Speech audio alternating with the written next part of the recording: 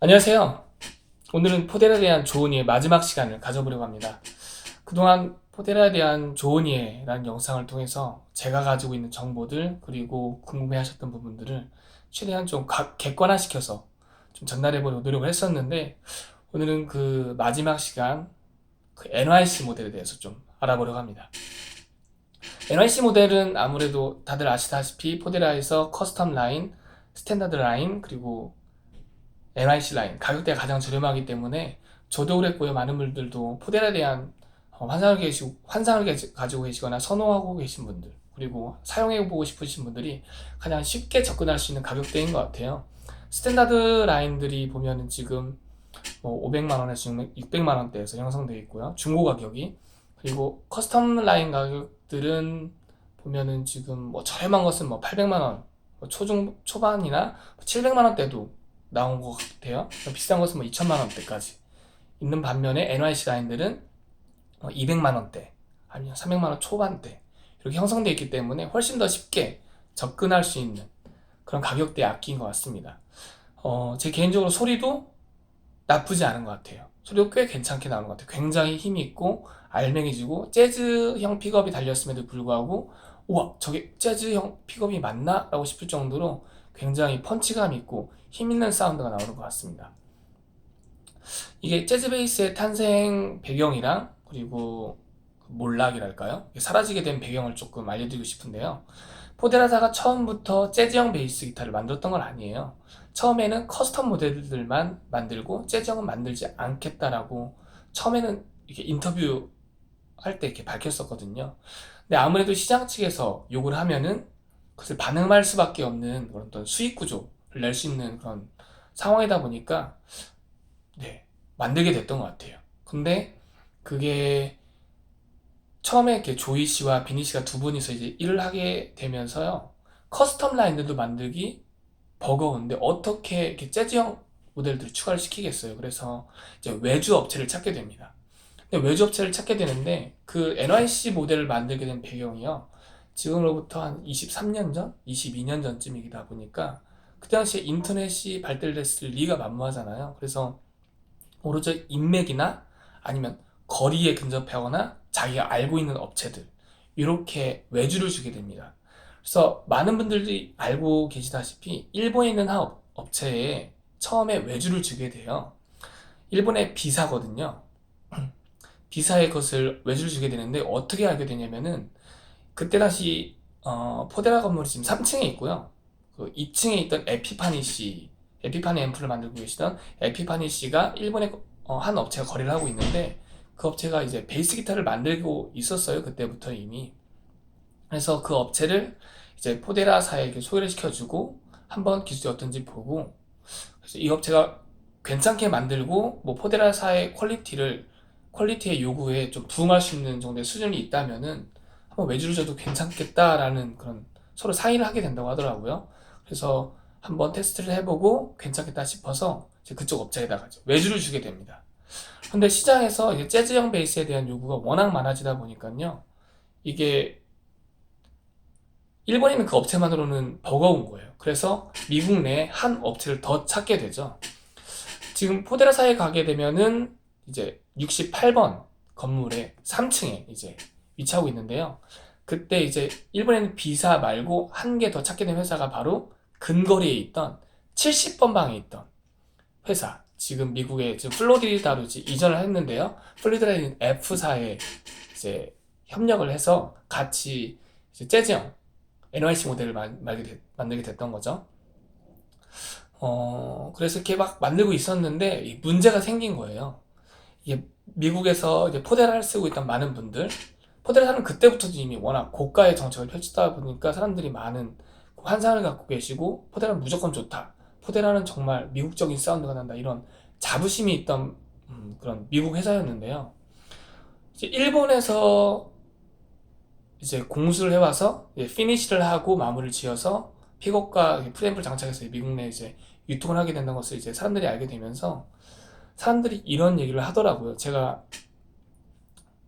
들었는데 이 포데라 사는 미국 사람들에게 이제 원숭이가 만든 이제 기타를 사용하게 한다는 얘기를 들었습니다. 제 이 얘기를 직접 플로리다도 옮긴 F사 분과 이렇게 직접 연락을 하게 되면서 제가 알게 됐는데요.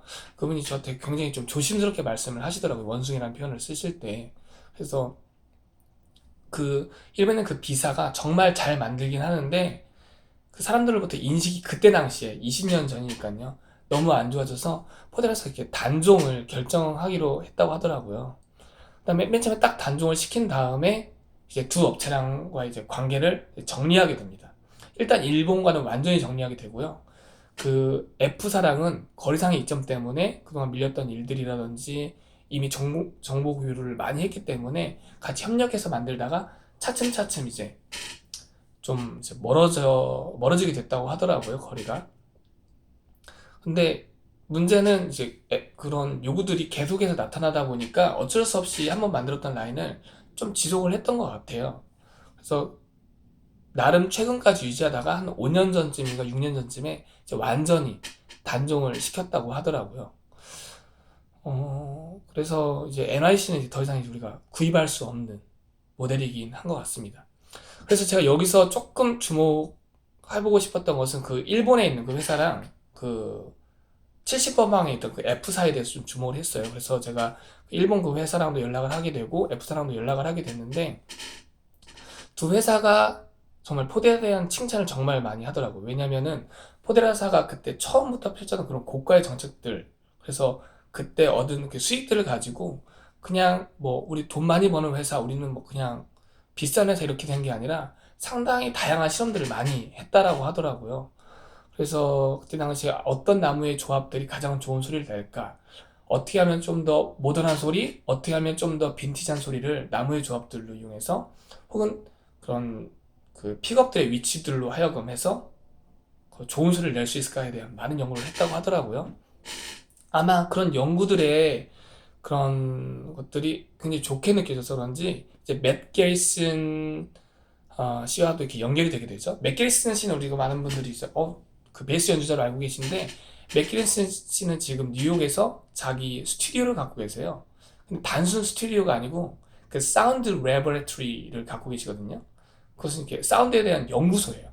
그래서 포데라사가 어떤 사운드에 대한 요즘에는 포데라사가 어떤 사운드에 대해서 어떤 실험이 필요하다거나 연구가 필요할 때는 이제 맷 게리슨 씨랑 같이 이제 뭐 실험을 한다거나 연구를 한다거나 그렇게 함께 하고 계시더라고요.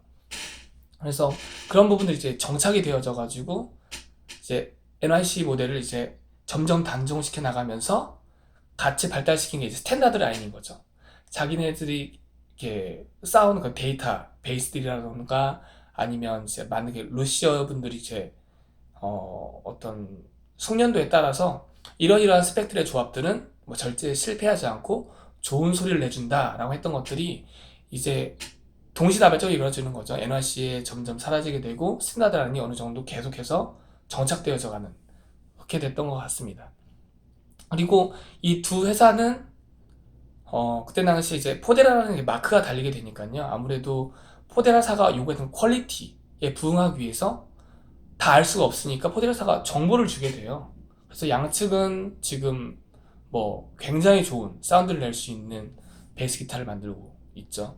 그래서 지금 일본에 있는 B사 같은 경우에는 가격대가 보니까 2,500불에서 2,800불 커스텀 라인으로 들어간다 하더라도 3,000불이 지금 좀 안 되는 것 같아요. 그리고 미국에 있는 F사는 가격대가 3,500불에서 3,800불에서 4,500불 사이 정도로 합니다. 두 지금 회사 다 어마어마하게 자부심이 이씨 기타를 만드는 것 같아요. 막 설명을 하면 뭐 어떤 회사든지 뭐 다 자부심이 없이 하는 회사는 없겠지만은 정말 두 회사는 뭐 얘기할 때부터 뭐 어깨가 뭐 이렇게 올라갈 정도로 막 굉장히 자부심 있게 얘기를 하더라고요. 그리고 특히 뭐 일본 측에는 그런 얘기를 안 해봤는데 지금 F사 같은 경우에는 포데라사와 같은 목재소에서 나무를 공급받고 있고 네, 굉장히 뭐 자기는 뭐 자부심 있게 만들고 있다라고 얘기를 하고 있었던 것 같습니다. 좀 비교를 또 하자면은 지금 일본에 있는 B사 같은 경우는 그 2009년도까지 포데라사가 계열면서 사용했었던 에어로 픽업을 장착하고 있고, 그리고 F사 같은 경우는 최근에 지금 포데라사가 주력으로 쓰고 있는 덩컨 픽업을 사용하고 있는 것 같습니다. 소리의 차이는 뭐 사람마다 선호가 다 다른 것 같은데, 저는 개인적으로 에어로 픽업이 좀 더 낫지 않았나라는 생각이 들어요.